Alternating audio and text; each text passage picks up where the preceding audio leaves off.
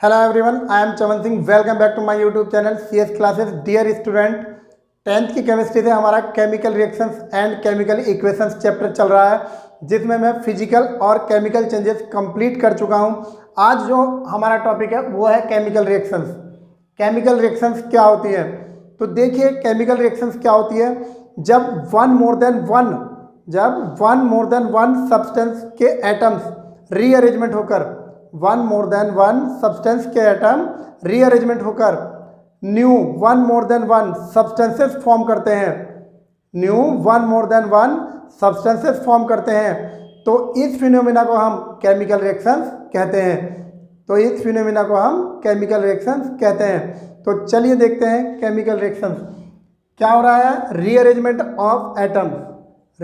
Of atoms और कोई new substances form हो रहे हैं तो हम कहेंगे कि यहाँ पर कोई केमिकल रिएक्शंस हो रहा है। अब इसका हम एग्जांपल्स ले लेते हैं। मैं फर्स्ट एग्जांपल्स ले रहा हूँ उसका। कार्बन ऑक्सीजन के साथ रिएक्शन करके कार्बन डाइऑक्साइड फॉर्म करता है। कार्बन ऑक्सीजन के साथ रिएक्शन करके कार्बन डाइऑक्साइड फॉर्म करता है। इसमें ये कार्बन है और ये ऑक्सीजन है और यह है कार्बन डाइऑक्साइड।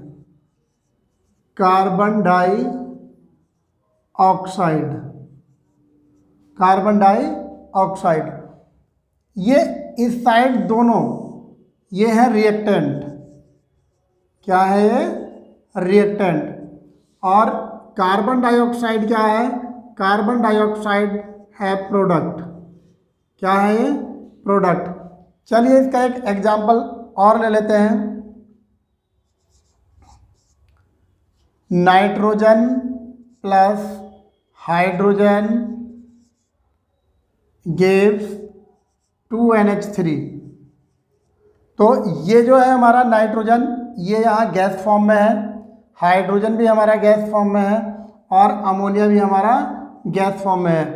अब ये दोनों क्या है? नाइट्रोजन और हाइड्रोजन गैसेस। ये यहाँ रिएक्टेंट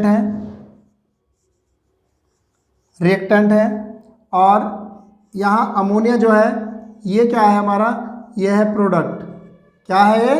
प्रोडक्ट। एक एग्जाम्पल और ले लेते हैं। जिंक का अगर रिएक्शन करा दें H2SO4 के साथ तो इससे बन जाता है ZnSO4 plus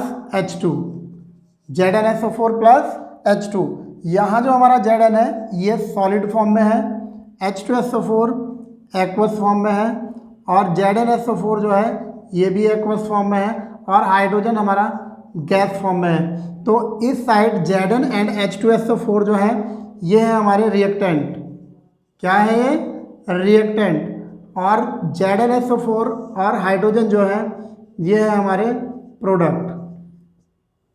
ZnSO4 and H2 ये क्या है? हमारे प्रोडक्ट। अब इस रिएक्शन में जो रिएक्टेंट और प्रोडक्ट है ये क्या होते हैं? तो जान लेते हैं रिएक्टेंट और प्रोडक्ट क्या होते हैं। देखिए, रिएक्टेंट्स जो हैं वो सब्सटेंसेस होते हैं जो आपस में रिएक्शन करके प्रोडक्ट फॉर्म करते हैं। वो सब्सटेंस जो आपस में रिएक्शन करके प्रोडक्ट फॉर्म करते हैं, इट इज कॉल्ड रिएक्टेंट। और प्रोडक्ट क्या होता है? रिएक्टेंट्स आपस में रिएक्शन करके जो सब्सटेंसेस फॉर्म करते हैं, इट इज कॉल्ड प्रोडक्ट। अब इनमें एक ये होता है कि जो रिएक्टेंट्स हैं और जो प्रोडक्ट्स हैं, इस किसी भी केमिकल रिएक्शंस में जो ओल्ड बॉन्ड होते हैं, वो ओल्ड बॉन्ड ब्रेक हो जाते हैं। क्या हो जाते हैं? ओल्ड बॉन्ड ब्रेक हो जाते हैं और न्यू बॉन्ड फॉर्म हो जाते हैं।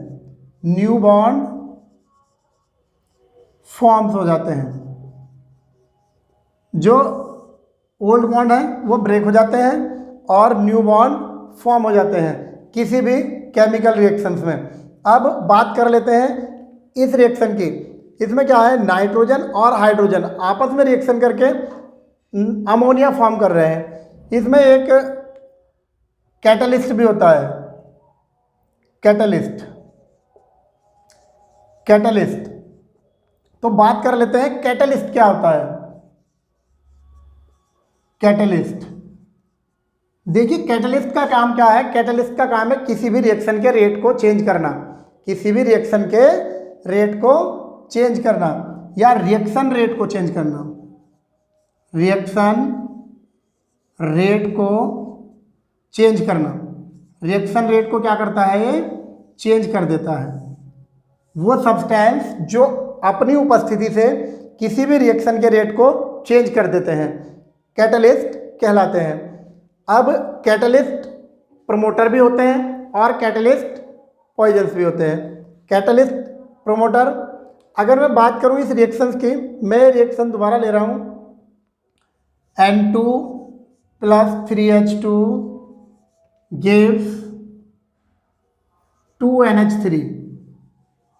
अब इस रिएक्शन में हम यूज कर रहे हैं Fe और नीचे यूज कर रहे हैं MO। तो यहाँ क्या है, इस रिएक्शन में जो Fe है वो तो है हमारा कैटलिस्ट, क्या है, कैटलिस्ट। और MO मोलिब्डेनम, यह है हमारा catalyst promoter. Catalyst promoter, catalyst promoters. अब बात आती है कैटलिस्ट प्रमोटर्स क्या होते हैं। कैटलिस्ट प्रमोटर्स क्या होते हैं।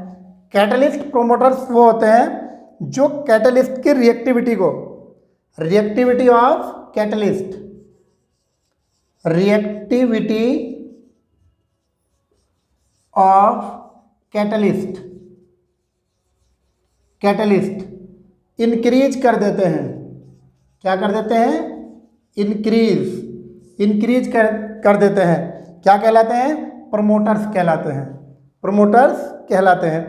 ठीक इसी प्रकार अगर हम इस MO की जगह इस रिएक्शंस में N2 + 3H2 gives Fe की जगह, Fe तो ले रहे हैं, इसकी जगह हम H2S ले लें, MO की जगह H2S ले लें और यहाँ क्या बन रहा है, अमोनिया फॉर्म हो रहा है। तो ये जो H2S है इस रिएक्शन में ये कैटलिस्ट पॉइजन्स की तरह वर्क करता है और ये कैटलिस्ट पॉइजन्स वो होते हैं जो कैटलिस्ट की रिएक्टिविटी को डिक्रीज कर देते हैं। तो ये जो H2S है ये क्या काम करेगा, ये Fe की रिएक्टिविटी को डिक्रीज कर देगा, इसलिए इसे बोला जाता है कैटलिस्ट पॉइजन्स।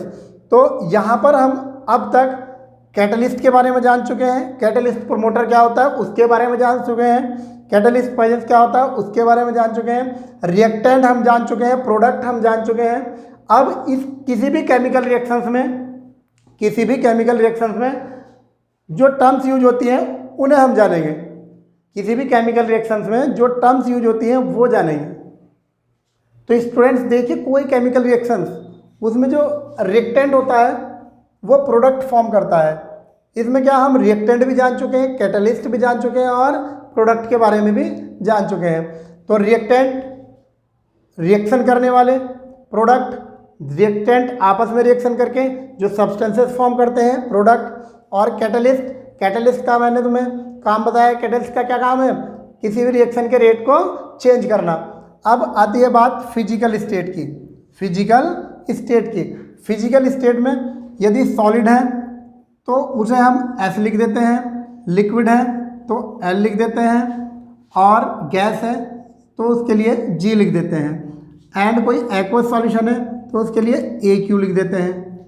तो ये फिजिकल स्टेट है। और अगर कहीं डेल्टा लगा है तो उसके लिए लिख देते हैं हम टेम्परेचर, ठीक है, या टेम्परेचर के लिए कहीं डेल्टा का यूज कर लेते हैं। अगर कोई इस तरह का एरो लगा है तो वो होती है इरिवर्सिबल रिएक्शन, इरिवर्सिबल रिएक्शन। और अगर कोई इस तरह का चिन्ह लगा है तो होती है रिवर्सिबल रिएक्शन, जो बैकवर्ड और फॉरवर्ड दोनों डायरेक्शन में होती है। और ये जो इस तरह से कोई लगा हुआ आता है तो हमारा गैसियस प्रोडक्ट होता है, या गैसियस स्टेट में जो गैस निकल रही है उसके लिए लगा होता है। अब रिवर्सिबल और इरिवर्सिबल रिएक्शन, ये जो इरिवर्सिबल रिएक्शन होती है ये केवल एक ही डायरेक्शन में चलती है, केवल फॉरवर्ड डायरेक्शन में चलती है। और जो जो रिवर्सिबल रिएक्शन होती है वो फॉरवर्ड और बैकवर्ड दोनों डायरेक्शन में चलती है।